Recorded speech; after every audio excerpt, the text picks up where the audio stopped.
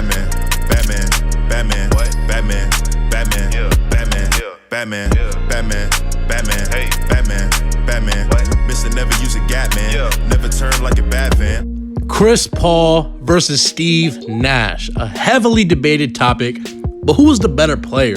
Who was the better point guard? Let's go ahead and get into that. That is what today's video is about.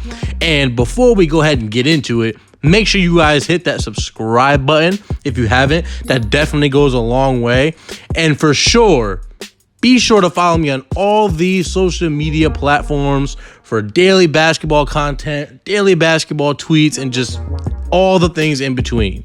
So for this video, I'm going to be comparing Steve Nash and Chris Paul strictly in their primes. So this isn't going to be career versus career. This is going to be an 8-year stretch of their best seasons, their best parts of their career. And I'm going to tell you who was better during that time period and why. So as far as prime is concerned, let's go ahead and establish what I mean when I say that. For Chris Paul, I'm going to be comparing him from his 2008 season, which was the year he was an MVP candidate, until the year 2017. That is what I would consider his prime. Now for Steve Nash, I'm going to be taking a look at his career from the year 2002 all the way until the year 2010. So the 02-03 season until the 09-2010 NBA season. So those are what we're going to be comparing. Obviously, the beginning of Steve Nash's career and obviously the last few seasons of Chris Paul, we're not going to be really talking about too much because they weren't prime seasons. So we're going to be comparing prime versus prime. Who was the better player in their prime?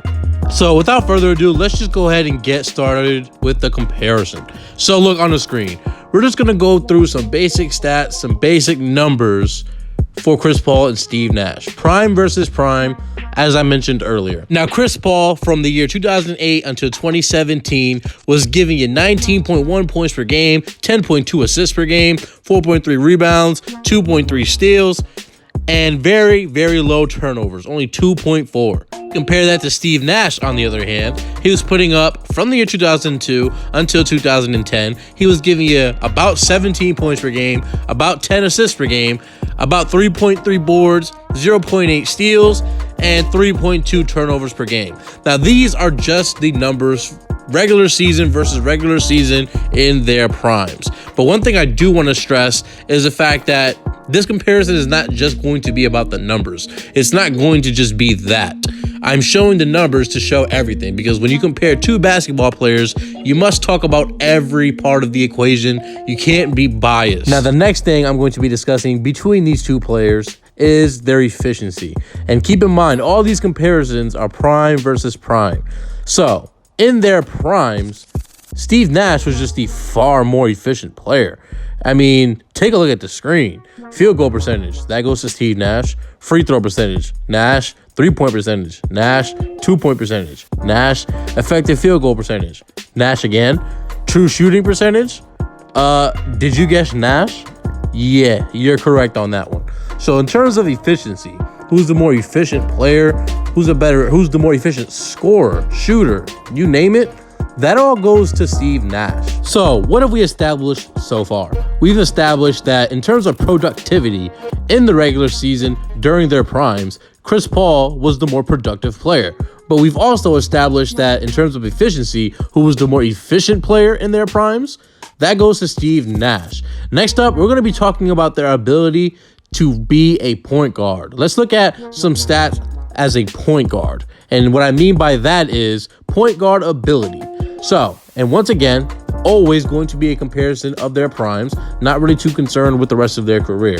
So for Steve Nash, he was giving you 9.9 assists per game on 3.2 turnovers with a 3.1 assist to turnover ratio.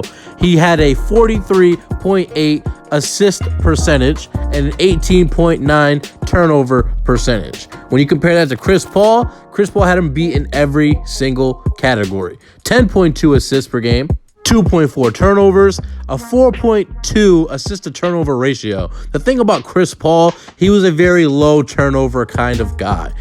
48.7 assist percentage and only a 13 turnover percentage on the floor. So in terms of the numbers in terms of the analytics behind who was the better point guard, it would be Chris Paul for the regular season when you compare prime versus prime. So the last thing that I do want to mention and I want to break down is their advanced statistics, the advanced analytics. I know I'm not a huge fan of them, but we have to be 100% unbiased. So when you look at the advanced stats for both of their primes, I mean, it just favors Chris Paul in literally every statistical way that in shape or form. PER, Chris. Offensive rating, defensive rating, win shares per 48. All these things, they all favor Chris Paul in this particular situation. But once again, and I cannot stress this enough, this type of comparison, it's not going to be just the numbers. It's not going to be whose numbers look better, because the thing about basketball, as your guys are well aware, it is not played on a stat sheet. It is not played on a video game. It's played in real life. So you can't just look at the numbers.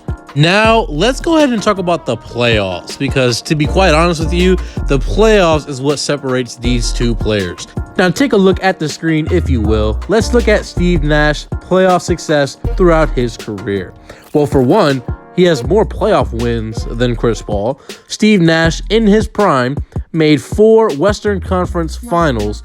Chris, conversely, in his prime, never made it out of the second round, ever, until he got to Houston, but that was past his prime.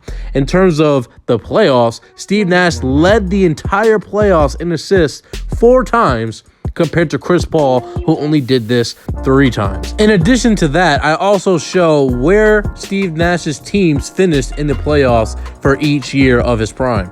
In 2002, he made the second round. 2003, Western Conference Finals. 2004, he lost in the first round. 2005 and 2006, Steve Nash made the Western Conference Finals. In 2007, he made the second round. In 2008, he lost in the first round. In 2009, they missed the playoffs. And in 2010, they made the Western Conference Finals. So, in terms of playoff success, it's really not that close between these two as far as where they were able to bring their teams in their primes. One thing about Steve Nash that he has over Chris Paul is the fact that he has a true signature playoff series that no series of Chris Paul can really contend with. And when you take a look at what Steve Nash was able to do in 2005 against the Dallas Mavericks, I mean, what is there even really to talk about? This is the series that truly solidified Steve Nash as an all-time great point guard. In the Western Conference semifinals versus the Dallas Mavericks, Steve Nash put up 30.3 points per game, 6.5 boards, 12.5 assists on 55, 41, and 96 shooting splits. Are you serious right now?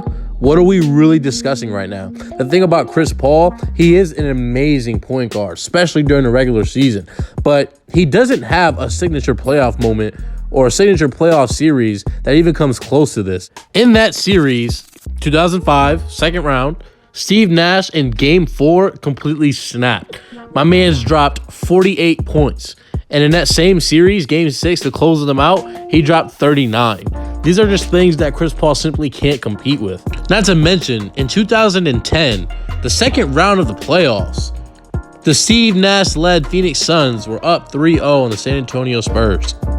In the third quarter, he gets elbowed in the eye, and he has to leave, and he gets patched up, and he comes back in a close game in the fourth quarter. Steve Nash, with one eye, literally proceeds to take over the fourth quarter, scoring 10 points and dishing out 5 assists to close out and complete the sweep of the San Antonio Spurs to move on and progress to the Western Conference Finals. That is just another amazing signature playoff moment by Steve Nash, something that Chris Paul just doesn't truly have in his resume. Another thing about Steve Nash is the fact that he's undefeated in Game 7s in his career. Steve Nash played in 4 Game 7s in his career, do or die, win or go home situations, and he's won all 4 of them. And in fact, he's averaged 20 and 10, a 20-point double-double in those Game 7s. So when his team truly needed him to come through, he came through. Conversely, when you look at Chris Paul, he's played in 7 Game 7s in his career, and he actually has a losing record in game 7s. Chris Paul played in 7, he only won 3, and he lost 4 of them. So when it comes to winning playoff games, Steve Nash won more. When it comes to game 7, Steve Nash won more. When it comes to getting out of the first and second round, Steve Nash has done that. And when you look at Chris Paul, more specifically in his prime, from 08 to 2017, he has 5 first-round exits. So that's about half of those years anyway. In 2009, 2011, 2013, 2016, and 2017, Chris Paul was eliminated in the first round of the playoffs. When you compare that to Steve Nash, he only has 2 first-round exits in his prime. There has been many times where Chris Paul has simply come up short in the playoffs. None more famous than in 2015. Up 3-1 against the James Harden-led Houston Rockets, Chris Paul, my mans, blew a 3-1 lead. And I know what you're thinking. Oh, well, he missed 2 games. Normally, I would care about that. But the Clippers won one of the 2 games in which Chris Paul missed. And when they were up 3-1 for games 5, game 6, and game 7, Chris Paul played all 3 of those games, and the Clippers lost all 3 of those games. That's not really a great mark on your resume when you're supposedly better than Steve Nash. Now, another time where Chris Paul came up incredibly short in the playoffs, and just another time that, you know, he had a moment in the playoffs that Steve Nash simply can't relate to, is 2014, second round of the playoffs. The Clippers are tied 2-2, 2 games to 2 against the Oklahoma City Thunder. Now, with 50 seconds left, the Clippers are up 7 points. Chris Paul, in those final 50 seconds, turns the ball over twice and once on a game-winning shot. And as a result, with the chance to go up 3-2 on the Thunder, they end up going down 3-2 on the Thunder and eventually losing that series. Take a look on the screen, if you will. Paul had it knocked away by Westbrook. The steal leads to this. Jackson. Oh, down to 3, down to 2. Trying to get it down low. And that is just another time where Chris Paul has come up short in the playoffs. He's been outperformed by many of the other team's point guard in the playoffs as well. But this video isn't a Chris Paul is a choker video. This video is a why Steve Nash is a better basketball player than Chris Paul. And now, as a point guard, your job is to lead your team. Your job is to be that guy in the locker room to bring your teammates together. That is one of the most important things about basketball, being a leader, being somebody who takes accountability. And when you talk to teammates of Chris Paul, they don't say great things about Chris Paul. But when you talk about what they say about Steve Nash, they say amazing things about Steve Nash. Nowitzki in particular talks about how Steve Nash truly helped him become a better basketball player and gave him confidence on the court to be him and to just hit shots with the way he passed the ball. When you talk to Amari Stoudemire and you ask him about Steve Nash, the things he says about him are just phenomenal. Markings of a true point guard and a true leader. But when you talk about what players say about Chris Paul, well, let's go ahead and see what a former teammate of Chris Paul had to say about him. As a captain and a leader, you got to rub your guys the right way. He doesn't. He doesn't. Now, in conclusion, Steve Nash is just the better basketball player. He's more valuable to a team. He's a much better leader. He's a far better shooter, and he's a lot more efficient all around. For all of these reasons, Steve Nash is just better. He rubbed teammates the right way. Teammates wanted to play with Steve Nash. A lot of people complained about Chris Paul. He was toxic in a way that Steve Nash wasn't. So if you're asking me, who would I rather have in their prime to lead my franchise? The answer is very easily for me. It's very easy. I'm going to choose Steve Nash for all of those reasons. He came up big in the playoffs time and time again when he was asked to deliver. And the same cannot be said for Chris Paul. He was outperformed by Chauncey Billups in the first round of the playoffs before. He's been outperformed by Russell Westbrook in the playoffs before. And these are things that Steve Nash just simply can't relate to. So when you bring it full circle, give me Steve Nash. He's the better shooter. He's more efficient. He's the better playoff performer. He's not going to be toxic in the locker rooms. He makes teammates better, and the same cannot be said for Chris Paul. With that being said, I hope you guys enjoyed today's video. Make sure you guys hit that subscribe button if you still haven't. If you disagree, definitely go ahead and leave a comment. I'd love to talk with you. Hit that like button and definitely stay tuned for more. Peace.